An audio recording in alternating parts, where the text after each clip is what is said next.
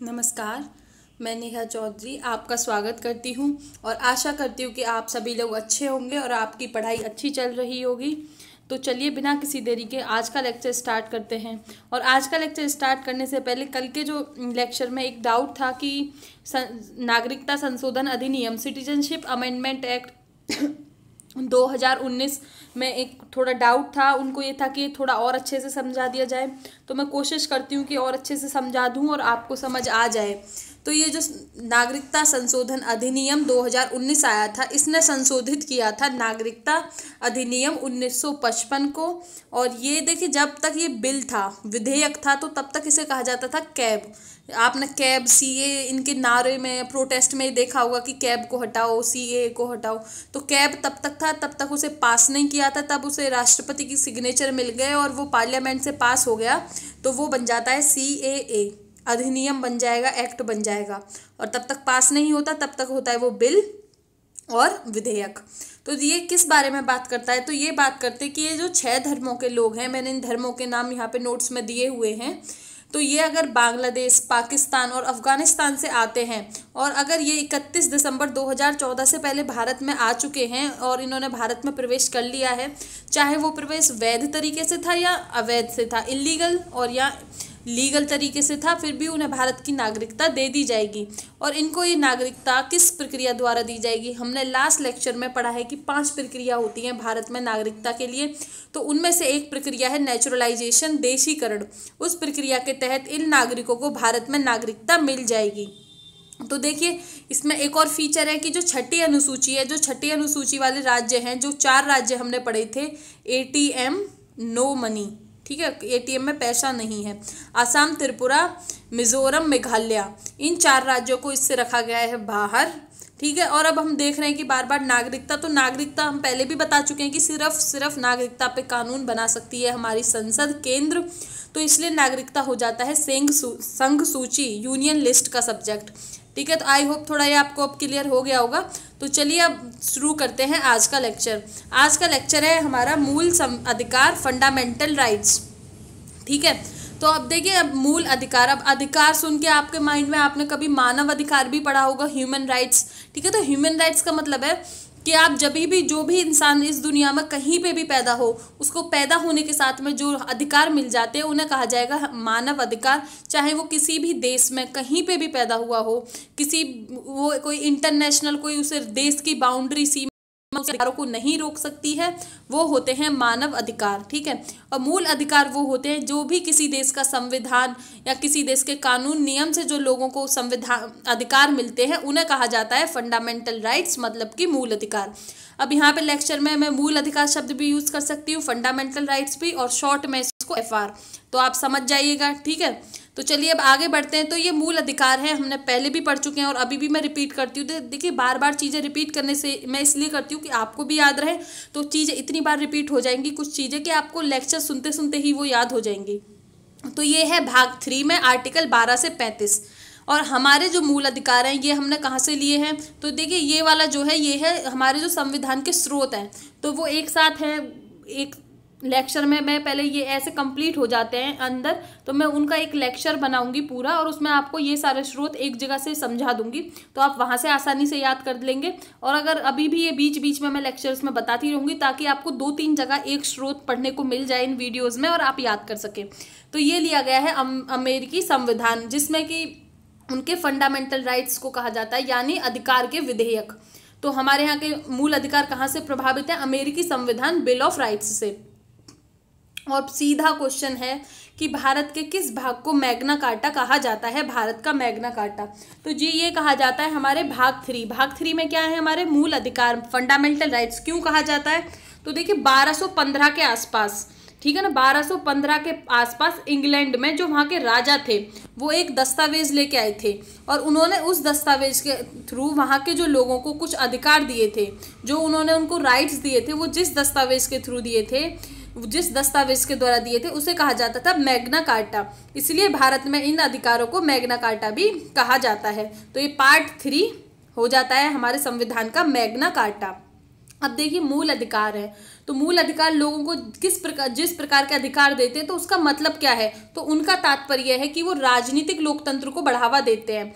राजनीतिक लोकतंत्र में जो भी आदर्श हैं उनको बढ़ावा देते हैं। और सीधा क्वेश्चन एग्जाम में कि आपको 4 ऑप्शंस होंगे कि हमारे मूल अधिकार किस प्रकार के लोकतंत्र को बढ़ावा देते हैं। ऑप्शंस हो सकते हैं पॉलिटिकल राइट्स, राजनीतिक लोकतंत्र, ठीक है। दूसरा ऑप्शन हो सकता है सामाजिक, आर्थिक, और इनमें से कोई नहीं, या ए और बी इस टाइप के। तो आपको आंसर्स पता है कि मूल अधिकार राजनीति लोकतंत्र। आप इसे ऐसे भी याद रख सकते हैं क्योंकि यहाँ पे बहुत बात करी जाएंगी, सरकार ये नहीं कर सकती है, वो नहीं कर सकती है, ये नहीं तो हमारे जो राजनीतिक लोकतंत्र है उसको मजबूती प्रदान मिलती है। तो जो हमारा मूल रूप से संविधान था, अब देखते हैं कि भाई है कितने फंडामेंटल राइट्स। तो मूल रूप से जो संविधान था उसमें थे ये 7 फंडामेंटल राइट्स, ठीक है। अब वर्तमान में है 6, सबको ही पता होगा 6 कैसे हैं, फिर भी हम पढ़ेंगे अभी कि 6 राइट्स कैसे हैं। और साथ के साथ मैं कोशिश करूं कि आपको एक ट्रिक के साथ में ये रिलेट कर सकूं। तो देखिए सबसे पहला है कि आर्टिकल 14 से स्टार्ट होते हैं हमारे फंडामेंटल राइट्स, और मैं आपको यहाँ पे बताया है कि आर्टिकल 12 से 35 है। तो हम अभी आप चिंता ना करिए, ये भी देखेंगे कि आर्टिकल 12 और 13 किस बारे में बात करता है। तो अब देखते हैं कि हमारे जो ओरिजिनल कॉन्स्टिट्यूशन में है 7 फंडामेंटल राइट्स और वर्तमान में है 6। तो चलिए, समता का अधिकार, राइट टू इक्वेलिटी, ये आता है आर्टिकल 14 से 18। आप कैसे याद रखोगे, इस 14 से 18 वर्ष की उम्र में लोग होते हैं, वो स्कूल में होते हैं, 11वीं 12वीं 10वीं 9वीं इस क्लासेस में होते हैं। तो उनको स्कूल में चाहिए होती है इक्वेलिटी, समता, क्योंकि वो थोड़े बड़े होने लगते हैं। 8वीं तक इतने समझदार नहीं होते, 9वीं 10वीं में आने पे बच्चा थोड़ा समझदार होता रहता है, तो इसीलिए उन्हें चाहिए होती है समता। उसके बाद में स्वतंत्र, जैसे ही दूसरा आर्टिकल पढ़ते हैं, जैसे ही बच्चा स्कूल से निकलता है और वो आने की बोलता है कि हम चलेंगे अब कॉलेज में, तो कॉलेज में 19 से 22 साल की उम्र में बच्चा होता है, कोई 22 साल तक ज़्यादातर डिग्री अपनी हासिल कर लेते हैं, तो उन्हें मिलती है स्वतंत्रता। वो बोलते हैं कि भाई अब हमें स्वतंत्रता चाहिए, हम 18 साल से बड़े हो गए। तो 19 से 22 तक आप याद रख लोगे स्वतंत्रता का अधिकार, राइट टू फ्रीडम। अब आप जैसे ही 22 के आपने कॉलेज से ग्रेजुएशन कर ली, अब आपकी लगती है नौकरी, तो भाई किन्हीं नौकरी में काम बहुत करवाया जाता है प्राइवेट जॉब्स में, तो कुछ लोग कहते हैं कि हमारा काफ़ी शोषण हो रहा है, तो शोषण के विरुद्ध अधिकार हो जाता है 23-24, राइट अगेंस्ट एक्सप्लॉयटेशन, ठीक है। इन सारे डिटेल्स में हम पढ़ेंगे कि एक एक आर्टिकल में क्या क्या दे रखा है इस वाले लेक्चर में और नेक्स्ट लेक्चर्स में। जितने भी लेक्चर में कंप्लीट होगा, 1, 2 या 3 लेक्चर में, एक में तो होगा नहीं, 2 या 3 लेक्चर में हम वहाँ पे इसको अच्छे से डिटेल में पढ़ेंगे। तो अब है जो चौथा हमारा फंडामेंटल राइट है, वो है धर्म की स्वतंत्रता। अब जैसे ही आप 24 साल से बड़े होते हो, 25 से 28 के बीच में, अब आपको शोषण के विरुद्ध भी अधिकार मिल चुका है, तो अब आप कहते हो कि भाई हम बड़े हो गए हैं, अब हम 25 साल के हो गए हैं, 25 से 28 के बीच में, तो हमें हमारे धर्म की स्वतंत्रता मिलनी चाहिए, मतलब हमारा right to freedom of religion होना चाहिए। तो देखिए, ये जो मैं स्टोरी बना रही हूँ, ये जो चीज़ें एज से रिलेट कर रही हूँ, इन फंडामेंटल राइट्स का, मूल अधिकारों का इन एज से कोई लेना देना नहीं है, बट मैं कोशिश कर रही हूँ कि चीज़ें कैसे रिलेट हो जाए। आप भी अपने हिसाब से रिलेट कर लेना, कर पा रहे हो तो, और होनी भी चाहिए, करनी भी चाहिए। तो नेक्स्ट है 5वां हमारा कि भाई जब आप 28 के हो गए, ठीक है, आपकी नौकरी वोकरी लग गई, आपने पैसा वैसा कमा लिया, तो अब आप पे जिम्मेदारी आती है कि अपने घर परिवार के बच्चों का, या आप चाहते हो कि आपके अड़ोस पड़ोस में कुछ गरीब लोग हैं जो कि बहुत बच्चा पढ़ने में होशियार है, तो भाई आप पे जिम्मेदारी आती है कि संस्कृति और शिक्षा संबंधी अधिकार वो दिए जाते हैं आर्टिकल 29 से आर्टिकल 30 में। और उसके बाद में आता है जो छठा हमारा है फंडामेंटल राइट, संपत्ति का अधिकार, वो आता है आर्टिकल 31 में, आता था आर्टिकल 31 में, जिसे 44वें संविधान संशोधन अधिनियम 1978 में 44th कॉन्स्टिट्यूशनल अमेंडमेंट एक्ट 1978 में इसे भाग 3 से हटाकर भाग 12 में पहुंचा दिया आर्टिकल 301 के तहत, और इसे बना दिया गया एक कानूनी अधिकार जो कि मोरारजी देसाई की गवर्नमेंट के दौरान आया था, ठीक है। तो अब ये हमारा फंडामेंटल राइट नहीं रहा है, इसीलिए हो जाते हैं हमारे फंडामेंटल राइट 7 की जगह 6। और जो 7वां जो सबसे इंपॉर्टेंट है, जो ऊपर के जो सारे जितने हमने अभी 5 अधिकार पढ़े हैं, उन मौलिक अधिकारों का अगर कोई वैल्यू नहीं रह जाएगी अगर हमारे पास में ये 7वां अधिकार नहीं होता है। इसका मतलब है कि अगर आपको, मेरे को, किसी को भी लगता है कि मेरे मौलिक अधिकारों का हनन हो रहा है, तो हम डायरेक्टली सुप्रीम कोर्ट के पास में जा सकते हैं। तो इसका मतलब है कि राइट टू कॉन्स्टिट्यूशनल रेमेडीज, संवैधानिक उपचारों का अधिकार।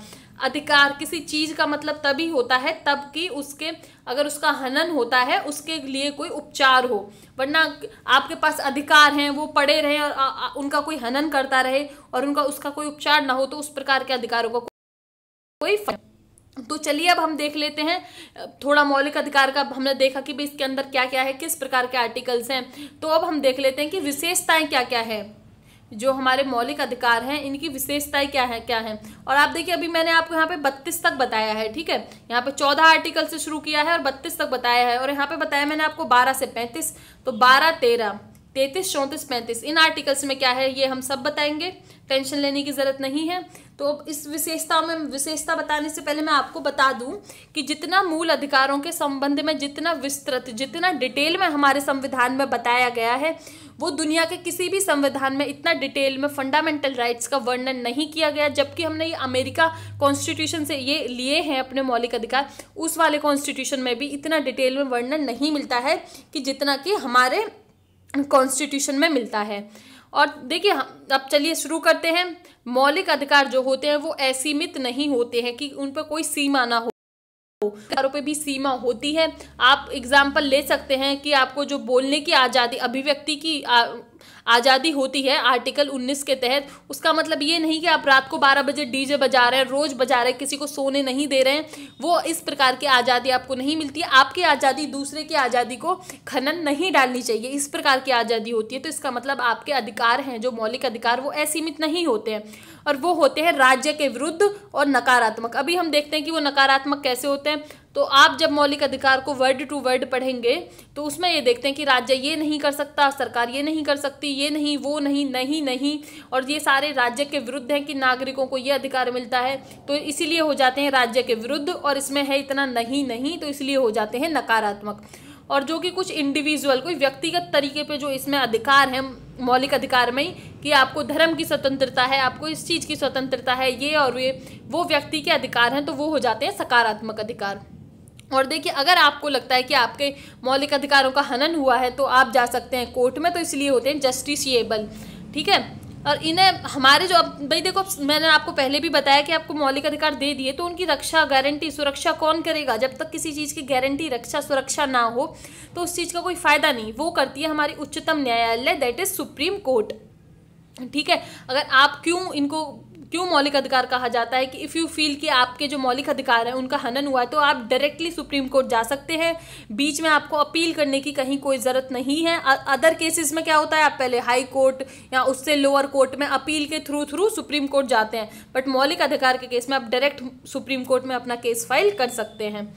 और ये देखिए कि आप सीधा क्वेश्चन आएगा कि ये क्या ये मौलिक अधिकार परमानेंट है, क्या कभी ये कम ज़्यादा किए जा सकते हैं? तो जी हाँ, ये हमारे मौलिक अधिकार स्थायी नहीं होते हैं, इनमें संसद कटौती कर सकती है, बट कैसे? ऐसा तो नहीं कि संसद का आज मन कर गया कि चलो एक मौलिक अधिकार हटा दे, तो नहीं हटा सकती है। उसके लिए चाहिए होता है संशोधन अधिनियम, जो कि हमारा छठा मौलिक अधिकार था, जो राइट टू प्रॉपर्टी था, जिसे हटाया गया है 44वें संविधान संशोधन अधिनियम से हटाया गया है। उसके बाद में भी अधिनियम होते हैं सुप्रीम कोर्ट में चैलेंज कि ये सही है कि नहीं। तो मौलिक अधिकार को संविधान से हटाना बहुत मुश्किल है, नामुमकिन सा है बिल्कुल। जब तक उसके लिए क्या होगा कि संसद को बिल्कुल कोर्ट को हटाना पड़ जाएगा। ये बिल्कुल आधार ढांचा है जो हमारा बेसिक स्ट्रक्चर ऑफ हमारे कॉन्स्टिट्यूशन की है, जो केशवानंद भारती के 1973 में आई थी, उसके थ्रू जो हमारा बेसिक स्ट्रक्चर, मूलभूत ढांचा है, हमारे जो मौलिक अधिकार हैं वो उसी का पार्ट है, और जो हमारी की संसद उन्हें नहीं हटा सकती है। और हटाएगी तो संविधान संशोधन अधिनियम चाहिए, अधिनियम चाहिएगा तो वो सुप्रीम कोर्ट जाएगा, सुप्रीम कोर्ट उसकी संवैधानिक वैधता को देखेगा, ठीक है। अब देखते हैं कि राष्ट्र जब आपातकाल लगता है, जब नेशनल इमरजेंसी लगती है, तो जो 20 और 21 आर्टिकल है, अब आप बिल्कुल यहाँ पे कतई टेंशन लेने की जरूरत नहीं है कि इन 20-21 आर्टिकल में भाई है क्या क्या। ये आर्टिकल सारे पढ़ाए जाएंगे। देखिए 20-21 आर्टिकल में हमारे दोष के विरुद्ध वो क्या सिद्धि, ठीक है, दोष के विरुद्ध सिद्धि, इस टाइप के अधिकार हैं। प्राण एवं दैहिक स्वतंत्रता का संरक्षण, राइट टू लाइफ, ये जिसमें दिए गए हैं, तो इन्हें निलंबित नहीं किया जा सकता है राष्ट्रीय आपातकाल में। उसके अलावा बाकी मौलिक अधिकारों को राष्ट्रीय आपातकाल में निलंबित किया जा सकता है। और अब हम बात करते हैं कि हमें आर्टिकल 19 में थोड़ा सा मैंने हल्का सा बता दिया आपको कि बोलने की अभिव्यक्ति है और उसमें होते हैं 6 मूल अधिकार। अब इन 6 मूल अधिकारों को भी कब स्थगित किया जा सकता है, जब कि या तो कोई युद्ध हो या कोई विदेशी आक्रमण हो या तो कोई वॉर हो या एक्सटर्नल एग्रेशन हो, उसके आधार पर जब इन आधार पर राष्ट्रीय आपातकाल घोषित होता है तभी इन आर्टिकल 19 के तहत जो अधिकार है 6 उनको स्थगित सस्पेंड किया जा सकता है, अदरवाइज नहीं किया जा सकता। अगर इन्हें सशस्त्र विद्रोह आर्म्ड रिवेलियन के आधार पर जब आर्म्ड रिवेलियन जब हमारी आर्मी या कोई लोग किसी देश के रिवेलियन कर देते हैं, विद्रोह कर देते हैं, तो वो होती है हमारी आंतरिक, मतलब अंदर के लोगों ने किया है तो वो होता है आंतरिक आपातकाल। इसके आधार पर इन वाले आर्टिकल्स को, इन वाले फंडामेंटल राइट्स को नहीं स्थगित किया जा सकता है, ये सस्पेंड नहीं हो सकते हैं। आई होप कि थोड़ा मौलिक अधिकार पता चल गया होगा क्या है, कब सस्पेंड होते हैं, क्या क्या होता है। ठीक है, तो अब मैंने बताया था कि आर्टिकल 12 देखेंगे कि हम आर्टिकल 12 में क्या है और आर्टिकल 13 में क्या है। तो देखिए आर्टिकल 12 है बहुत इंपॉर्टेंट और 13 भी बहुत इंपॉर्टेंट है। जो हमारा आर्टिकल 12 है वो देता है राज्य की परिभाषा। ठीक है, जो हमारे सीधा क्वेश्चन कि हमारे संविधान में राज्य को परिभाषित कौन सा आर्टिकल करता है फंडामेंटल राइट्स में, वो करता है आर्टिकल 12 जो कि पार्ट 3 का पहला आर्टिकल है। तो इसमें अब राज्य के अंदर है क्या क्या, देखिए कोई भी संस्था जिसकी स्थापना सरकार के द्वारा हो रही है, डायरेक्टली इनडायरेक्टली गवर्नमेंट से फंड आ रहा है, तो वो आता है हमारा राज्य की परिभाषा के अंदर। एग्जाम्पल LIC, ONGC और अभी आप रिसेंट आपने देखा होगा BCCI का केस, सुप्रीम कोर्ट ने कहा कि आप इस 12 आर्टिकल की परिभाषा के अंदर आएंगे और आप अपने फंड के बारे में हमको बताइएगा, सरकार को बताइएगा। इसमें नगर पालिका आर्टिकल 12 में मैं बता रही हूँ क्या क्या आता है, नगर पालिका, पंचायत, जिला सुधार बोर्ड, विधानमंडल, ये सब आते हैं हमारे आर्टिकल 12 के अंदर। और देखिए अभी उच्चतम न्यायालय सुप्रीम कोर्ट ने एक डिसीजन लिया था और उसमें उसने कहा था कि जो निजी इकाई हैं, जो प्राइवेट एजेंसीज हैं, प्राइवेट बॉडी है, वो भी बतौर राज्य की संस्था, मतलब जो राज्य के अंदर काम कर रही हैं, हमारी सरकार के अंदर काम कर रही हैं, तो उनका मतलब ये नहीं कि वो भी हमसे छूट जाएंगी, वो भी इस आर्टिकल 12 के अंदर आती है। ठीक है, तो क्योंकि इस वाले में इतनी ब्रॉड, इतनी बड़ी आर्टिकल 12 की डेफिनेशन क्यों दी गई है, आपने तो देखा होगा राज्य यूपी, बिहार, और मैंने भी आपको भी पहले बताया था कि पॉलिटी में अगर राज्य शब्द का इस्तेमाल होता है तो आप समझ जाना कि वो पूरे भारत के लिए यूज हो रहा है या राज्य जो छोटे यूपी बिहार इन सब के लिए यूज हो रहा है। तो अब यहाँ पे तो एक और एक्स्ट्रा डेफिनेशन ऐड हो गई। तो जी ये इसलिए होती है क्योंकि हमारे जो मौलिक अधिकार है इनमें राज्य का मतलब ऐसे ही है। ठीक है, तो इसलिए हमने राज्य की परिभाषा यहाँ पे अच्छे से समझ ली कि हम इस वाले संविधान में राज्य से मतलब क्या क्या रखते हैं। अब आर्टिकल 13 बहुत ही इंपॉर्टेंट है। देखिए जब कोई कानून आता है, ठीक है, संसद कोई कानून लाती है, अगर वो रिट के द्वारा सुप्रीम कोर्ट में चैलेंज किया जाता है और उसे जब सुप्रीम कोर्ट उसे देखती है कानून की वैधता को, कि वो संवैधानिक है कि नहीं कानून, तो उसे कहा जाता है न्यायिक समीक्षा, जुडिशियल रिव्यू, जुडिशियल पुनरावलोकन, मतलब उसे वापस से देखा जाता है। आर्टिकल 13 में आता है न्यायिक समीक्षा। सीधा क्वेश्चन, कॉन्स्टिट्यूशन संविधान में जो न्यायिक समीक्षा, जुडिशियल रिव्यू है किस आर्टिकल के अंदर आता है, तो that is article 13 of the constitution. अब ये न्यायिक समीक्षा दी है तो इसे पावर तो मिलनी चाहिए, पावर मिलती है आर्टिकल 32 से जो कि है सुप्रीम कोर्ट को पावर, और आर्टिकल 226 से मिलती है हाई कोर्ट को पावर। ठीक है, जुडिशियल रिव्यू की आर्टिकल 32 से सुप्रीम कोर्ट, आर्टिकल 226 से हाई कोर्ट को पावर मिलती है। और एक और इम्पोर्टेंट चीज है आर्टिकल 13 में कि ये विधि को परिभाषित करता है, ये विधि को डिफाइन करता है कि विधि, लॉ शब्द है क्या, इसका मतलब क्या है। तो देखिए इसका मतलब है, मैं आपको बता दूं मोटे मोटे शब्दों में समझने के लिए, कि जो भी कानून हमारी संसद लाती है वो होती है विधि। जो भी अगर कोई ऑर्डिनेंस, अध्यादेश लाते हैं राष्ट्रपति जी, गवर्नर जी, ये सब कोई अध्यादेश लाते हैं, ये भी हमारी विधि के अंदर आएगा। संसद, विधानमंडल, यूपी की सरकार कोई कानून लाएगी, ये भी इस वाली विधि के अंदर आएगा। संसद कोई कानून लाएगी, वो भी विधि के अंदर आएगा। और इसमें बहुत अध्यादेश हो गया, कोई आदेश हो गया, कोई कुछ भी हो गया, और इस विधि में देखिए, इस विधि में सब कुछ आता है, कोई भी नियम कानून। संविधान आने से पहले जो चीजें हैं ना, प्री कॉन्स्टिट्यूशनल लॉज, संविधान से पहले के नियम, और पोस्ट कॉन्स्टिट्यूशनल लॉज मतलब संविधान आने के बाद के नियम। प्री मतलब हो गया संविधान जब लागू हुआ था उससे पहले वाले नियम, 26 जनवरी 1950 लागू होने से पहले वाले नियम, और उसके बाद वाले नियम, सब कुछ आता है इस वाली विधि के अंदर। आप पहले वाले नियम का एग्जाम्पल ले सकते हो, IPC वगैरह, ये अंग्रेजों के ज़माने की हैं। बट ये अभी भी हमारे देश में लागू हैं। तो इसीलिए अगर सुप्रीम कोर्ट को लगता है, न्यायपालिका को हमारी को लगता है कि ये जो पुरानी विधि है, जो संविधान आने से पहले के कानून हैं, ये अब संवैधानिक नहीं रहे हैं, तो आप उनको गैर संवैधानिक करार कर सकते हो। ठीक है, जैसे कि आर्टिकल 377 गैर संवैधानिक करार किया था। ऐसे कई आर्टिकल्स हैं जिनको गैर संवैधानिक करार किया जाता है समय के हिसाब से। अब चलिए, हमने आर्टिकल 12, 13 देख लिया। अब उसके बाद में हम पढ़ते हैं समता का अधिकार। ये समता का अधिकार है क्या?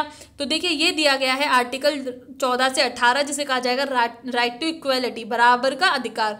तो देखिए, इसमें आते हैं 5 अनुच्छेद। ये नहीं कि 14 से 18 4 हो गई, आप गिनिए 14, 15, 16, 17, 18। तो इसके अंदर आते हैं 5 अनुच्छेद। सीधा क्वेश्चन बन सकता है कि राइट टू इक्वलिटी में कितने आर्टिकल्स हैं, तो आंसर होगा 5 आर्टिकल्स। तो अब देखिए, आर्टिकल 14 देख लेते हैं कि हम इस आर्टिकल में है क्या। आर्टिकल 14 किस बारे में बात करता है? तो आर्टिकल 14 दो चीज़ों को जिक्र करता है कि विधि के समक्ष समानता और विधियों का समान संरक्षण। अब हम इन दोनों शब्दों का अंतर समझेंगे। तो देखिए, पहले समझते हैं विधि के समक्ष समानता, इक्वेलिटी बिफोर लॉ, जो कि इंग्लैंड ब्रिटेन से लिया गया है। इसका मतलब है कि कोई अमीर हो, गरीब हो, कुछ भी हो, उसे कानून की दृष्टि में कोई विशेषाधिकार नहीं मिलेगा। वो कानून की नज़रों में हर व्यक्ति बराबर है, चाहे अमीर, गरीब, ऊंचा नीचा, अधिकारी, गैर अधिकारी, कोई कानून से ऊपर नहीं है। अब इसे कहा जाता है नकारात्मक कॉन्सेप्ट। नकारात्मक कॉन्सेप्ट क्यों कहा जाता है इसे? देखिए, एक तो है नॉर्मल इंसान, फिजिकली फिट, और एक है विकलांग इंसान। ठीक है, अब इन दोनों को इन्होंने एक ही श्रेणी में रख दिया इस वाले कानून ने, तो ये नकारात्मक हो गया ना। अब आप इसको कहो कि 1 घंटे में आप इतना दौड़ के दिखाओ, और इनको कहो कि आप 1 घंटे में दोनों को बराबर दौड़ाओ, तो यार ये तो सही बात नहीं है। ये तो ये हो गया कि मछली से कहो कि आप पेड़ पे चढ़ के हमें अपनी एबिलिटी प्रूफ करके दिखाओ। ठीक है, जबकि मछली तो पानी में अच्छा तैर सकती है। ये हो सकता है कि इस व्यक्ति का माइंड बहुत ही शार्प हो कि जो कि ये व्यक्ति ना उसकी मुकाबला कर पाए। तो इसीलिए अब हमारा जो 14 आर्टिकल है वो इस वाली बात के भी बात करता है, जिसे कहा जाता है विधियों का समान संरक्षण, जो लिया है अमेरिका से, जिसे कहा जाता है इक्वल प्रोटेक्शन ऑफ लॉ। और ये है पॉजिटिव कॉन्सेप्ट, सकारात्मक कॉन्सेप्ट। ये पॉजिटिव कॉन्सेप्ट क्यों है? इसमें लिखा गया है कि बिना भेदभाव के समान के साथ समान व्यवहार होना चाहिए। मतलब कि जो लोग समान हैं उनके साथ में समान व्यवहार करना चाहिए। और इसमें यह है कि समान विधि के अंतर्गत सभी व्यक्तियों के लिए समान नियम होने चाहिए, कि जो समान व्यवहार है वो एक जैसे लोगों के साथ में होना चाहिए। ये कि एक एग्जाम्पल दिखा दूं कि यहाँ पे देखिए, इस वाली दीवार के इधर एक मैच चल रहा है, ठीक है, क्रिकेट का। ये दीवार मान लीजिएगा और इधर मैच चल रहा है, तो इधर सबको दे रखे हैं 2-2 स्टूल मैच देखने के लिए। और इस पे व्यक्ति की हाइट इतनी एक्स्ट्रा, इतनी ज़्यादा है, इसे कोई स्टूल की ज़रूरत नहीं है। और इसकी हाइट इतनी है कि ये बिना स्टूल के भी मैच देख सकता है, और इसकी हाइट इतनी है कि ये स्टूल से बिल्कुल मैच नहीं देख पा रहा है जिस पे खड़ा है। तो इस सकारात्मक कॉन्सेप्ट का मतलब क्या होता है कि इन तीनों को बिल्कुल बराबर के दर्जे पे ला दिया जाए। इस व्यक्ति को इतनी ऊंचाई प्रदान कर दी जाए कि इनके बराबर आराम से बराबर होकर मैच देख ले। तो आई होप थोड़ा समझ गए होंगे। इक्वल प्रोटेक्शन ऑफ लॉज का मतलब है कि बिना भेदभाव के समान के साथ समान व्यवहार होना चाहिए। ये नहीं कि आप अलग अलग 2 तरह के लोगों को एक ही काम करने के लिए बोल दें, आप उनके लिए एक ही स्टैंडर्ड रख दें कि आपको इस नौकरी के लिए इतना ही दौड़ना पड़ेगा। जबकि हमने देखा है हमारे यहाँ पे भारत में जो विकलांग लोग हैं और जो जिनको भी तो कोई परेशानी है, जिसमें कि कानून के द्वारा हमारे संविधान में दिए गए हैं, तो उनके लिए थोड़े अलग रिलैक्सेशंस होते हैं किसी एग्ज़ाम में, और जो लोग पूरे फिट हैं उनके लिए अलग रिलैक्सेशंस होते हैं। ठीक है, तो अब चलिए समझ आ गया होगा। अब चलते हैं आर्टिकल 14 हमने समझ लिया, अब हम बढ़ते हैं आर्टिकल 15 की ओर। तो आर्टिकल 15 मैंने देखिए, ये जो आर्टिकल्स हैं ये अपने शब्दों में इनकी परिभाषा को थोड़ा ईजी सरल बनाने के लिए अपने शब्दों में लिखा है। अगर आपको वर्ड टू वर्ड वही डेफिनेशन चाहिए जो कि हमारे संविधान में है, वो मेरे लिए यहाँ पे लिखना पॉसिबल नहीं है। अगर मैं लिखती भी हूँ तो आपको कुछ समझ नहीं आने वाला, फिर कोई पढ़ाने का फ़ायदा भी नहीं। इससे अच्छा तो आप सीधा वहीं से जाके देख लो। अगर आप इंग्लिश मीडियम के स्टूडेंट हो तो constitution of India play store से ऐप डाउनलोड कर लीजिएगा। हिंदी मीडियम की हो तो संविधान, भारत का संविधान, उसकी भी ऐप हिंदी में भी है प्ले स्टोर पे अवेलेबल, आप वर्ड टू वर्ड वहाँ से पढ़ सकते हो। तो आर्टिकल 15 कहता है कि इन 5 आधार पर बिल्कुल भेदभाव नहीं किया जा सकता है भारत में। और ये 5 आधार हैं: रिलीजन, रेस, कास्ट, सेक्स और प्लेस ऑफ बर्थ, आप इनके आधार पर कतई भेदभाव नहीं कर सकते हो। बट आपने तो अब रिजर्वेशन सुना है कि रिजर्वेशन है हमारे यहाँ पे, आरक्षण है। अब वो कैसे है, हम उसी के देखते हैं, उसी के अपवाद पढ़ते हैं। तो आर्टिकल 15 क्लॉज 4, ठीक है, इसे ऐसे जो ब्रैकेट में लिखे रहते हैं ना कहा जाएगा आर्टिकल 15 क्लॉज 4। तो ये आया था प्रथम संविधान संशोधन से 1951 में। अब आपने और भी कई चीज़ें पढ़ी होंगी कि प्रथम संविधान संशोधन से, तो वो भी आया था, ये भी आया था। तो भाई अब भूमि सुधार वाला 9वीं अनुसूची, आपने ये सब पढ़ा होगा प्रथम संविधान संशोधन से रिलेटेड। तो देखिए एक उस टाइम पे एक संविधान संशोधन से जरूरी नहीं कि एक ही चीज़ आए, कई चीज़ें आ सकती हैं। तो उन सारी कई चीज़ों में से एक चीज़ ये थी आर्टिकल 15 क्लॉज 4। तो इसमें इन्होंने कहा था कि जो SCs और STs हैं और समाज में जो पिछड़े लोग हैं शैक्षणिक संस्थानों में, उनके आरक्षण के लिए प्रावधान था। आर्टिकल 15(4) आरक्षण के लिए प्रावधान है शैक्षणिक संस्थानों में। और उसके बाद आर्टिकल 15(5) आया, ये भी रिजर्वेशन की बात करता है। तो इन दोनों में अंतर क्या है, ये बात करता है जो नॉर्मल तौर पे रिजर्वेशन है, और ये बात करता है उच्च शिक्षण संस्थानों में रिजर्वेशन, ठीक है। और ये किस आर्टिकल 15(5) किस से आया था, ये आया था 93 संविधान संशोधन अधिनियम 2006 से। आई होप ये 15 वाला आपका क्लियर हो गया होगा। अब हम चलते हैं आर्टिकल 16। आर्टिकल 16 कहता है हमारा रोजगार में अवसर की समानता। आर्टिकल 16 जो बात करता है कि जो हमारे पास में एम्प्लॉयमेंट है, equality of opportunity in matters of public employment. ये बात करता है कि जो पब्लिक एम्प्लॉयमेंट है उनमें हम सबके पास में बराबर अपॉर्चुनिटी, सबके पास में बराबर अवसर होना चाहिए रोजगार के लिए। सब, मैं भी ये एग्ज़ाम दे सकती हूँ, आप भी कोई एग्ज़ाम दे सकते हो, UPSI का एग्ज़ाम सब दे सकते हैं, और भी कोई एग्ज़ाम ले लो, SSC, UPSC, IAS, PCS, जो भी एग्ज़ाम है हर कोई दे सकता है। ये नहीं कि मैं नहीं दे सकती या वो नहीं दे सकता, कोई उसका जाति धर्म या इन सब के आधार पर भेदभाव नहीं है। तो देखिए आप इसमें ये वाला 15 आर्टिकल 15 से एक एक्स्ट्रा पॉइंट ये ऐड हो जाता है कि जो रोजगार में धर्म, वंश, जाति, लिंग, जन्म स्थान या निवास के आधार पर, प्लेस ऑफ रेसिडेंस के आधार पर भेदभाव नहीं किया जा सकता है, ठीक है। तो आप ये देखिए यहाँ पे ये वाला कंफ्यूजन नहीं रहना चाहिए। एग्जाम में सीधा क्वेश्चन बन सकता है कि आर्टिकल 15 पे किन आधार पर भेदभाव नहीं किया जा सकता। अगर इन पांचों के अलावा कोई अलग ऑप्शन होता है तो वो आपका हो जाएगा गलत। और ये पांचों ऑप्शंस आपको अच्छे से याद रखने पड़ेंगे। इसमें ये सब याद रखने पड़ेंगे, इसमें ये वाला एक्स्ट्रा हो जाता है आर्टिकल 15 से, ठीक है। तो अब इसमें क्या है अपवाद, आपने जॉब में रिजर्वेशन तो देखे होंगे तो उसमें आता है आर्टिकल 16 क्लॉज 3, ठीक है। आर्टिकल 16 क्लॉज 3 इसका मतलब है कि अगर राज्यों को लगता है किसी जॉब में उन्हें निवास की ज़रूरत है, मतलब कि वो किसी की इस वाली जॉब में इस पर्टिकुलर एरिया के लोग ही आ सकते हैं, तो वो उस हिसाब से निवास के आधार पर भेदभाव कर सकता है, ठीक है। तो ये आपको आप देखते होंगे कि स्टेट की जो जॉब निकलती हैं वो उनके आधार पर उसमें भेदभाव किया जा सकता है। तो ये आता है आर्टिकल 16 क्लॉज 3। अब हम देखेंगे कि एक आर्टिकल 16 क्लॉज 4 ये किस बात में बात करता है, सरकारी सेवाओं में आरक्षण की बात करता है। रिजर्वेशन जो हमारा है आर्टिकल 16 क्लॉज 4 जो नौकरियों में है वो इसी के अंदर है। ये क्या बात करता है, ये कहता है कि जो पिछड़े हुए लोग हैं और जिनका कंप्लीट रूप से रिप्रेजेंटेशन नहीं है, जिनका अपर्याप्त प्रतिनिधित्व है गवर्नमेंट जॉब्स में, उनके लिए ये रिजर्वेशन आरक्षण का प्रावधान करता है। अब भाई अब ये शब्द तो लिख दिए, अब ये पता कैसे चलेगा कि कौन पिछड़ा हुआ है, किसका अपर्याप्त प्रतिनिधित्व। ये नहीं कि हर कोई जाके बोल दे कि भाई हमें रिजर्वेशन, तो ऐसे तो नहीं। जिन लोगों को वास्तविकता में ज़रूरत है, जिनको रियलिटी में ज़रूरत है, उस चीज़ का पता कैसे चले। ये भी पावर दी है आर्टिकल 340 के तहत। हमारे जो प्रेसिडेंट ऑफ इंडिया हैं उनको पावर मिलती है कि एक वो आयोग का गठन करें जो सामाजिक और शैक्षणिक दृष्टि से, ठीक है, जो सोशल और एजुकेशनल दृष्टि से पिछड़े लोगों को देखे कि कौन कौन लोग पिछड़े हुए हैं, कौन कौन जाति समुदाय पिछड़े हुए हैं, और उनकी एक लिस्ट तैयार करे। तो इस प्रकार के जो हमारे जो आयोग का गठन है, सीधा क्वेश्चन किस आर्टिकल के तहत होता है, आर्टिकल 340। किसको पावर मिलती है, प्लीज़ मेरे साथ में बोलिएगा। मैं बार बार चीज़ें इसीलिए रिपीट करती हूँ कि आप बोलें, ईयरफोन लगाइएगा और बोलिएगा। 340 के तहत राष्ट्रपति जी को ये पावर मिलती है। तो अब इस प्रकार का जो पहला आयोग गठन हुआ था वो हुआ था 1953 में काका कालेकर की अध्यक्षता में। और अब इसके बाद में आया था दूसरा पिछड़ा वर्ग आयोग। इसका नाम आपने काफ़ी सुना होगा, ये है मंडल आयोग। ये आया था 1979 में। मोरारजी देसाई जी जब गवर्नमेंट थी उन्होंने इसको बनाया था। बट जब 1980 में इसकी रिपोर्ट आती है तो ये गवर्नमेंट, इनकी गवर्नमेंट जब नहीं रहती है तो इसकी जो रिकमेंडेशंस थी, इसकी सिफारिश थी, तो उन पे कोई ध्यान नहीं दिया जाता है। फिर उसके बाद में 1990 में वीपी सरकार ने इनकी जो मंडल कमीशन थी, इनकी सिफारिशों पे ध्यान देते हुए 27% ओबीसी के रिजर्वेशन के लिए घोषणा कर दी।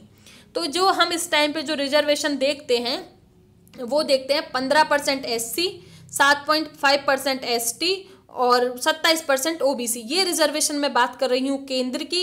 ये वाला रिजर्वेशन अगर आप किसी भी राज्य से हैं तो हर राज्य में अलग अलग हो सकता है। ये अलग अलग क्यों होता है कि वहाँ पे एससी की जनसंख्या कितनी है, एसटी की जनसंख्या कितनी है। अगर उस राज्य में एसटी की जनसंख्या है ही नहीं या बहुत ही कम है तो उनका रिजर्वेशन उतना ही कम हो जाता है। वे जनसंख्या के आधार पर है ये रिजर्वेशन की परसेंटेज, ठीक है। तो चलते हैं। अभी ये जो नरसिम्हा सरकार, अभी 1990 में तो वीपी सरकार ने 27% ओबीसी को रिजर्वेशन दिया। अभी नरसिंह राव सरकार थी, इन्होंने 27% ओबीसी का रिजर्वेशन और एक एक्स्ट्रा रिजर्वेशन दे दिया 10% आर्थिक आधार पर आरक्षण जो दिया सामान्य वर्ग को। अभी आप बिल्कुल कंफ्यूज मत कीजिएगा कि जो 10% ईडब्ल्यूएस का इकोनॉमिक वीकर सेक्शन का जो रिजर्वेशन है मैं उसी पे आ रही हूँ, धीरे धीरे उसी की तरफ बढ़ रही हूँ, वही आपको समझाऊंगी। तो इन वाले रिजर्वेशन को मिल जाती है हमारी चुनौती सुप्रीम कोर्ट में। और ये वाला बहुत ही इंपॉर्टेंट केस है, प्लीज प्लीज इसे याद रखिएगा, यहाँ पे स्टार मार्क बना लीजिएगा। इंदिरा साहनी बनाम भारत संघ, Indira Sahni versus union of India. तो अब सुप्रीम कोर्ट के पास गया तो सुप्रीम कोर्ट देती है इस पे अपना डिसीजन। तो सुप्रीम कोर्ट कहती है कि ये जो ओबीसी का रिजर्वेशन है ये तो संवैधानिक है, क्योंकि अब ये हम उस टाइम पे, आप 1992 के टाइम पे सोचिए, वो कहते हैं कि जो हमारा संविधान है वो सामाजिक और शैक्षणिक दृष्टि से पिछड़े हुए लोगों की बात करते हैं, पर हमारे संविधान में आर्थिक दृष्टि से पिछड़े हुए लोगों की कोई बात नहीं है। इसीलिए जो 10% आपने आर्थिक दृष्टि से जो पिछड़े लोगों को रिजर्वेशन दिया है ये हो जाता है असंवैधानिक करार। बट इसको संवैधानिक करार कर देते हैं ओबीसी रिजर्वेशन को। और इस वाले में आप एक और ले आते हैं क्रीमी लेयर। क्रीमी लेयर का मतलब होता है कि देखिए कोई किसी वर्ग को रिजर्वेशन मिला हुआ है, बट उसमें क्या होता है कुछ लोग बहुत ऊपर वाले पैसे वाले होते हैं, क्रीम होती है, पैसे वाले को हो गया क्रीम, और इधर जो जिनको वास्तविक में रिजर्वेशन की जरूरत है ये ज़्यादा रिजर्वेशन का फायदा उठा जाते हैं और इनको इतना रिजर्वेशन का फायदा नहीं मिलता है। इसीलिए किसी भी जाति समुदाय को रिजर्वेशन देने से पहले उसमें क्रीमी और नॉन क्रीमी लेयर का प्रावधान, जो ये जो सुप्रीम कोर्ट का डिसीजन था इंदिरा साहनी बनाम भारत संघ में, तो इसमें क्रीमी लेयर का कॉन्सेप्ट भी यहीं से आता है। सीधा क्वेश्चन, क्रीमी लेयर का कॉन्सेप्ट कहाँ से आया? और जी इन आर्टिकल से क्वेश्चंस बनने की चांस संभावना ज़्यादा होते हैं, क्योंकि आजकल ये करंट अफेयर्स में बहुत चल रहा है। अभी आपको पता चलेगा कैसे चल रहा है। और इन्होंने रख दी इसमें एक और डिसीजन, इसमें ये दिया कि आरक्षण की अधिकतम सीमा होनी चाहिए 50%, मतलब कि मैक्सिमम जो लिमिट होनी चाहिए, मैक्सिमम लिमिट ऑफ रिजर्वेशन वो 50% हो सकता है। बट ठीक है, बट इसे विशेष परिस्थितियों में बढ़ाया जा सकता है, लेकिन इसको विशेष परिस्थितियों में बढ़ाया जा सकता है। अगर कोई स्पेशल सर्कमस्टेंसेस आते हैं तो सरकार इसे बढ़ा सकती है। आप इसका एग्जाम्पल आप देखेंगे, तमिलनाडु में है 69% रिजर्वेशन, बट इस वाले में सुप्रीम कोर्ट ने कहा था कि 50% रिजर्वेशन होना चाहिए मैक्सिमम। ये 69% रिजर्वेशन के लिए लाया गया संविधान संशोधन, 76वां संविधान संशोधन 1995। आप ये 76 कैसे याद रखोगे? देखिए इस 9 को 7 बनाने की माइंड में कोशिश कर लीजिएगा और इस 6 को इधर ले आइएगा, तो ये हो जाएगा 76वां संविधान संशोधन 1995। इसमें इन्होंने क्या किया, और इस संविधान संशोधन को लाने के बाद में इसको ये ले आते हैं 9वीं अनुसूची में। 9वीं अनुसूची हम पढ़ चुके हैं, फिर भी मैं आपको बता देती हूँ। ये 9वीं अनुसूची आई थी पहले संविधान संशोधन से। इसमें सरकार क्या करती थी कि उस टाइम पे वो सारे कानून रख दिया करती थी जिनको वो चाहते थे कि जो सुप्रीम कोर्ट है उनको देख ना सके, उनकी न्यायिक समीक्षा ना कर सके, जुडिशियल रिव्यू ना कर सके, उनकी संवैधानिकता को ना देख सके। बट 1973 में आपने केशवानंदा भारती का केस सुना होगा, जिसमें कि आती है बेसिक स्ट्रक्चर ऑफ कॉन्स्टिट्यूशन, मूलभूत संविधान का ढांचा। तो उसके बाद में सुप्रीम कोर्ट ने कह दिया कि इस तारीख के बाद में अगर इस वाले शेड्यूल में कोई भी कानून रखा गया है तो उसको सुप्रीम कोर्ट बिल्कुल देखने के लिए फ्री है।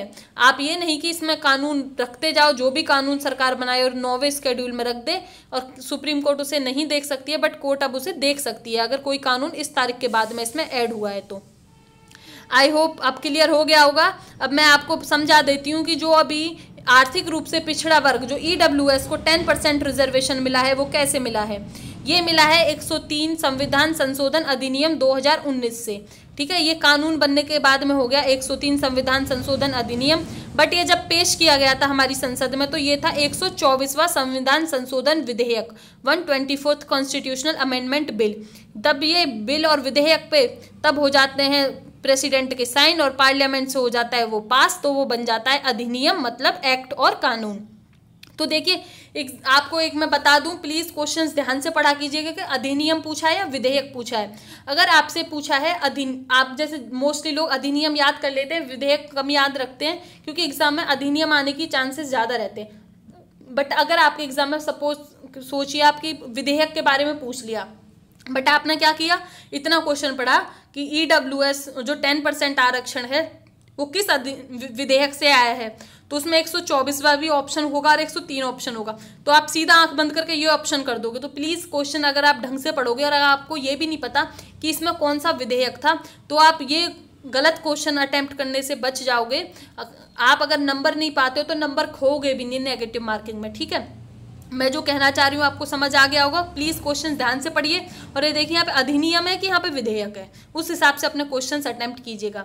और इस वाले 103 संविधान कॉन्स्टिट्यूशनल अमेंडमेंट एक्ट से आर्टिकल 15 क्लॉज 6 और आर्टिकल 16 क्लॉज 6 को संविधान में जोड़ा गया। सीधा क्वेश्चन, 103 संविधान संशोधन अधिनियम से कौन कौन से आर्टिकल संविधान में जोड़े गए, तो ये दोनों आर्टिकल संविधान में जोड़े गए। और हमारा गुजरात पहला ऐसा राज्य बन चुका है जिसने 10% रिजर्वेशन लागू किया था EWS सेक्शन के लिए। तो आप देखते हैं कि आपका जो 16 आर्टिकल है ये आपका क्लियर हो गया होगा। अब हम चलते हैं आर्टिकल 17 की तरफ।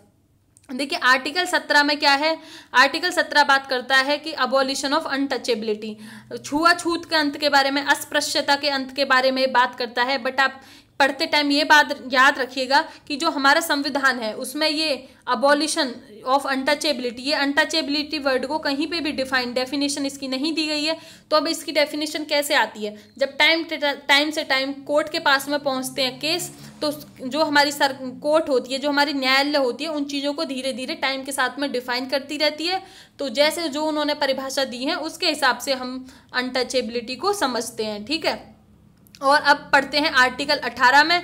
आर्टिकल 18 हमारा जो बात करता है वो बात करता है कि उपाधियों पर रोक, मतलब उपाधि नहीं दे सकते हो। उपाधि का मतलब है किसी को टाइटल आप नहीं दे सकते हो, और ये किन के अलावा है, देखिए सरकार ऐसे किसी को टाइटल नहीं दे सकती है, राजा महाराजा इस टाइप की सरकार हमारी किसी को टाइटल नहीं दे सकती है, किस प्रकार की उपाधि नहीं दे सकती है।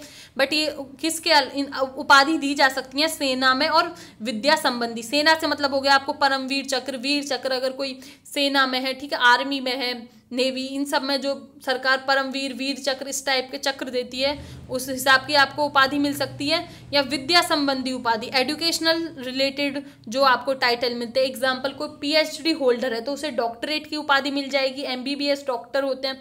तो इस प्रकार से उपाधि आपको एजुकेशनल फील्ड में मिल सकती है या आपको सेना के फील्ड में। ठीक है, इसे इंग्लिश में कहा जाएगा abolition of titles except military and academy. ठीक है, आई होप कि आपको थोड़ा क्लियर हुआ होगा। और मैंने कोशिश करी है कि इसमें जो ये वाला फंडामेंटल राइट्स हैं आपके लिए अच्छे से समझा सकूं। तो आज हमने देख लेते हैं कि हमने क्या पढ़ा है फंडामेंटल राइट्स में। आज हमने आर्टिकल 12 और 13 पढ़ा है कि राज्य की परिभाषा क्या है, और आर्टिकल 13 जुडिशियल रिव्यू, न्यायिक समीक्षा और विधि को कैसे कैसे परिभाषित करता है। और हमने आर्टिकल 14 से 18 तक हमने देख लिए। आने वाली वीडियोज में हम ये देखेंगे। और आर्टिकल इसमें यहाँ तक है आर्टिकल 32, बट हम बात करते हैं फंडामेंटल राइट्स भाग 3 में दिए गए हैं आर्टिकल 12 से 35। तो 33, 34 और 35 आर्टिकल क्या हैं ये भी हम आने वाले लेक्चर्स में बात करेंगे, और हमने इसमें पढ़ लिया। तो देखिए ये जो आर्टिकल 14 है ना, इसके भी कुछ अपवाद हैं। ठीक है, आर्टिकल 14 के अपवाद मैं आपको हल्का सा बता देती हूँ, हल्का सा, कि इसमें अपवाद क्या है। कि देखिए हमारे जो राष्ट्रपति है और जो राज्यपाल हैं, प्रेसिडेंट हैं और गवर्नर हैं, जब उनका कार्यकाल चल रहा होता है, मतलब जब वो ऑफिस में होते हैं, तो उनके द्वारा लिए गए निर्णय के प्रति वो किसी देश के किसी भी न्यायालय में जवाबदेह नहीं हो सकते हैं। मतलब कि इसका मतलब ये हो गया कि राष्ट्रपति जी अगर किसी बिल या कानून पे साइन करते हैं तो इसका मतलब ये नहीं हुआ कि उन्हें supreme court, high court, Allahabad की ये कहे कि भाई तुम हमारे यहाँ पे तारीखों पे आते रहो। इस टाइप की जवाबदेही नहीं होती है राष्ट्रपति की और राज्यपाल की। तो ये एक तो हो जाता है समता का अपवाद। ठीक है, एक्सेप्शन और एक और हो जाता है कि जो राष्ट्रपति या राज्यपाल के विरुद्ध उनके जो पद में होते हैं, ठीक है, वो जो उस टाइम पे अपने ऑफिस में होते हैं, तो किसी न्यायालय में उनके किसी प्रकार की दंडिक कार्रवाई, क्रिमिनल जो उनके पास में उनके अगेंस्ट क्रिमिनल कार्यवाही है वो नहीं चालू की जा सकती है। इस प्रकार के कुछ प्रिविलेज हैं, कुछ विशेषाधिकार हैं, वो दिए गए हैं, हमारे सांसद को भी दिए गए हैं कि वो जो सांसद में जो हमारे एमपीज होते हैं वो संसद में कुछ भी बोल सकते हैं, ठीक है, उनके लिए किसी न्यायालय में कोई कार्रवाई नहीं करी जाएगी। आप देखते होंगे राज्यसभा टीवी पे, लोकसभा टीवी पे, न्यूज़ चैनल्स पे डायरेक्ट जो पार्लियामेंट होती है उससे डायरेक्ट स्ट्रीमिंग होती है, तो उसमें कुछ भी बोल देते हैं एमपीज, तो उन पर बोलने के लिए उन पे कोई ऐसा ये नहीं कि वो कितना बोलते रहते हैं, ये ऐसा होगा तो वो तो रोज ही किसी ना किसी न्यायालय के चक्कर काटते रहेंगे, उन पे केस होते रहेंगे। तो ये इस प्रकार के कुछ अपवाद हैं 2-4 आर्टिकल 14 के, ठीक है, तो ये आप थोड़ा आप दिमाग में समझ गए होंगे और हमने ये सब देखा और आई होप कि मैं थोड़ा आपको ये क्लियर कर पाई हूँ। मैंने पूरी कोशिश करी है कि इसे इन शॉर्ट को सिंपल से नोट्स को शॉर्ट एंड सिंपल आपके लिए बना सकूँ। और देखिए अगर आप अपने इनमें से नोट्स बनाते हो तो आपके नोट्स होने चाहिए छोटे से छोटे, कम से कम अगर ये 6 पेज के नोट्स हैं तो आपके नोट्स मैक्सिमम 1.5 या 2 पेज, 1.5-2 भी मैंने ज़्यादा बोल दिया, 1-1.5 पेज में बन जाने चाहिए। बहुत छोटे छोटे बनाइएगा ताकि एग्जाम से पहले आप पढ़ो तो पूरा नोट्स का बंडल देख के डर ना लगे, क्योंकि एक पॉलिटी सब्जेक्ट तो है नहीं। अगर आप यूपीएसआई की तैयारी कर रहे हो तो आपको हिंदी भी पढ़नी है, मैथ्स भी पढ़ना है, रीजनिंग भी पढ़नी है, सीआरपीसी, आईपीसी और यातायात नियम, काफ़ी कई चीज़ें पढ़नी है। पॉलिटी आप जो भी सब्जेक्ट पढ़ते हो तो उसके नोट्स कम से कम बनाने चाहिए। अगर देखिए ये नोट्स मैंने बनाए हैं आपको समझाने के लिए, ठीक है, अगर मेरे खुद के नोट्स होते हैं तो ये सारे जो जितना भी अभी आज के लेक्चर में पढ़ाया है तो ये मेरे नोट्स मैक्सिमम 1 या 2 पेज पे आ जाते। और नोट्स बनाने का तरीका देखिए क्या होना चाहिए। कई लोगों ने कमेंट सेक्शन में पूछा था, मैंने 1-2 कमेंट्स देखे थे पहली वीडियोस पे कि नोट्स कब बनाएं। तो देखिए मेरे हिसाब से, बाकी आपकी मर्जी है, आपको नोट्स कब बनाने आप तब बनाइएगा, किसी को कोई ज़बरदस्ती नहीं है, पर जो सबको सही लगता है कम से कम किसी बुक को या वीडियो को कम से कम 2-3 बार देख लेना चाहिए, तब नोट्स बनाने चाहिए। क्योंकि शुरू में क्या होता है, मैंने भी पहले बनाए थे, डायरेक्ट ही पढ़ते पढ़ते नोट्स बनाती थी, बट वो नोट्स इतने बेकार लगते हैं, ये लगता है कि क्या फालतू है इनमें, क्या कितना एक्स्ट्रा लिख लेते हैं हम स्टार्टिंग में एकदम नोट्स बना लेते हैं। तो नोट्स थोड़ा ध्यान से बनाइए, कम छोटे नोट्स बनाइएगा ताकि वो जल्दी से रिवाइज हो सके। और आप कोशिश कीजिएगा कि जैसे आप वीडियो आपने अभी देखी तो इसे आप तुरंत रिवाइज कर लीजिएगा, वीडियो हो या नोट्स हो। अगर आप कोई 1 घंटे पढ़ते हो तो उसे तुरंत 5 मिनट में रिवाइज कर लीजिएगा। 5-7 मिनट से ज़्यादा नहीं लगता है 1 घंटे के पढ़े को हाथों हाथ रिवाइज करने में। फिर आप उसे नेक्स्ट डे 5-10 मिनट में रिवाइज कर लीजिएगा, ठीक है। फिर आप उससे हफ्ते भर रिवाइज कर सकते हो, 14 दिन बाद रिवाइज कर सकते हो और फिर उसे 30 दिन बाद। तो इस हिसाब से आपकी मेमोरी में चीज़ें हो जाएंगी लंबे टाइम के लिए फिक्स। आई होप कि मैंने आपको कुछ बताया हो थोड़ा कि आप कैसे चीज़ों को याद कर सकते हो। और सबसे जो इन सबसे और अच्छा तरीका है, ये इनके साथ साथ में आप कर सकते हो प्रैक्टिस पेपर सॉल्व। जो सबसे जो ज़्यादा चीज़ें याद रहती हैं वो प्रैक्टिस पेपर, पुराने सालों के पेपर और प्रैक्टिस सेट्स, गत वर्षों के पेपर से ही याद रह सकती हैं ज़्यादातर चीज़ें। और आपको पता चल जाएगा कि आप जिस बुक से और जिस लेक्चर से पढ़ रहे हो क्या वो आपके एग्जाम के लिए सफिशिएंट है कि नहीं। तो देखिए जैसे आपका ये लेक्चर है और आप इस टॉपिक से रिलेटेड क्वेश्चन सॉल्व करते हो तो आप maximum number of questions attempt कर पा रहे हो, तो ये लेक्चर आपके लिए सफिशिएंट है। मैक्सिमम नंबर ऑफ क्वेश्चन से मेरा मतलब हो गया कि आप 50 क्वेश्चंस कर रहे हो तो 50 में से कम 45 से ऊपर के क्वेश्चंस उस लेवल के एग्जाम के इस लेक्चर से अगर आपके अटेम्प्ट होते हैं 45, 46, 47, 48 में भी हो सकता है 50 के 50 अटेम्प्ट हो जाए, वो आपको क्वेश्चंस करके पता चलेगा। तो वो बुक, वो लेक्चर या कुछ भी है वो आपके पेपर के लिए सफिशिएंट है, ठीक है। तो अब चलते हैं और आज के क्वेश्चंस देख लेते हैं। मैंने आपको 10 क्वेश्चंस दिए हैं, आप इनको वीडियो को स्टॉप करके या स्क्रीनशॉट लेके आप इनको अपनी नोटबुक पे सॉल्व करिएगा। और इनके आंसर्स मैंने आपको नहीं दिए क्योंकि ये बिल्कुल वीडियो में अभी पढ़ाया है, और आप आंसर्स अपने मैच करिएगा, ठीक है। और आप अपना कमेंट सेक्शन में स्कोर जरूर बताइएगा ताकि मैं आगे भी क्वेश्चंस देने के लिए आपके लिए मोटिवेटेड रहूं। और इस संडे को है आपका टेस्ट, मैंने पहले भी बताया है। तो जो आपको आज वीडियो रिवाइज करनी है वो 4 और 5 वीडियो रिवाइज करनी है, ठीक है। इस हिसाब से हम सारी वीडियो का रिवीजन कर लेंगे संडे तक आते आते अच्छे से, और आप अच्छे से टेस्ट में बैठ पाओ, अच्छे से टेस्ट दे पाओ। और देखिए आप जितना अच्छे से टेस्ट दोगे उतना ही आपके लिए अच्छा होगा, उतनी ही चीज़ें आपके लिए याद होंगी। अभी याद करने में इतनी मेहनत नहीं लगेगी, पर जब एग्जाम आएगा तो जब ज़्यादा प्रेशर हो जाता है तो चीज़ें इसलिए अभी से याद करते चलें। आई होप कि मैंने लेक्चर आपके लिए कुछ अच्छा बनाया हो, और धन्यवाद आपको यहाँ तक वीडियो देखने के लिए। और आपको PDF टेलीग्राम ग्रुप में मिल जाएगी, और आपको फिर भी कोई सुझाव है तो आप कमेंट सेक्शन में बताइएगा। और प्लीज़ प्लीज़ प्लीज़ अगर आपको वीडियो पसंद आती है तो मेरी आपसे रिक्वेस्ट है, विनती है कि आप वीडियो लाइक कर दीजिएगा, जिससे मेरे को पता चले कि मैं सही वीडियो आपके लिए बना रही हूँ। और अगर आपके किसी दोस्त या रिलेटिव के वीडियो काम आ सकती है तो आप उनको शेयर कीजिएगा। ठीक है, धन्यवाद, गुड नाइट।